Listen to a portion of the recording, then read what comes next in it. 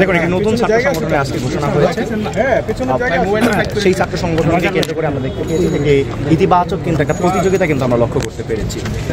ইতিবাচক প্রতিযোগিতায় কেউ এগিয়ে থাকবে কিন্তু কেউ পিছিয়ে পড়বে না। ইতিবাচক প্রতিযোগিতা বাংলাদেশকে এগিয়ে নেবে, এটাই আমাদের এখন মানে এই যে একটা বিশৃঙ্খলা তৈরি হলো, দেখুন না, এটাকে আমরা ইতিবাচকভাবে দেখছি। ইতিবাচক প্রতিযোগিতায় এটা কোনো বিশৃঙ্খলা নয়, আমরা নিজেরাই জাতীয় স্বার্থ রক্ষার্থে আমরা সবসময় এক এবং ঐক্যবদ্ধ ছিলাম, আছি এবং থাকবো। তারা বলছে মাত্র 20টা পদ দেওয়া হয়েছে তাদেরকে, তারা বলছেন যে আমাদের সাথে কোনো সমন্বয় করা হয়নি, এককভাবে কমিটি ঘোষণা করা হয়েছে। দেখুন এককভাবে কোনো কমিটি ঘোষণা করা হয়নি, অবশ্যই সমঝোতার ভিত্তিতে হয়েছে।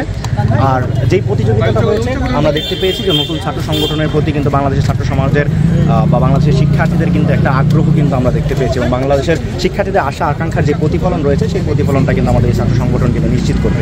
সে লক্ষ্যে কিন্তু আমরা দেখতে পেয়েছি যে আসলে প্রাইভেট বিশ্ববিদ্যালয়ের শিক্ষার্থী কিংবা 7 কলেজ, ঢাকা বিশ্ববিদ্যালয়ের শিক্ষার্থীদের মধ্যে একটা প্রতিযোগিতা কিন্তু আমরা লক্ষ্য করতে পারছি। এই প্রতিযোগিতাটা এটা ইতিবাচক প্রতিযোগিতা। সেটা হচ্ছে মানে ধরেন ওনাদের এই সমন্বয়টা কেন তৈরি হচ্ছে, এই অভিযোগটা কেন? দেখুন এই অভিযোগটা আসলে কেন্দ্রীয় সংসদের যারা দায়িত্বশীল রয়েছেন তাদের কাছে বলা হচ্ছে ঢাকা বিশ্ববিদ্যালয় কেন্দ্রিক একটা সিন্ডিকেট তারা অভিযোগ করছিলেন। দেখুন যারা কমিটি সবাই ঢাকা বিশ্ববিদ্যালয়, দেখুন এখানে আসলে ঢাকা বিশ্ববিদ্যালয়ে কোনো সিন্ডিকেট করা হয়নি। দেখুন এখানে 2টা কমিটি করা হয়েছে, একটা হচ্ছে সেন্ট্রাল কমিটি এবং ঢাকা বিশ্ববিদ্যালয় সংসদের একটা কমিটি।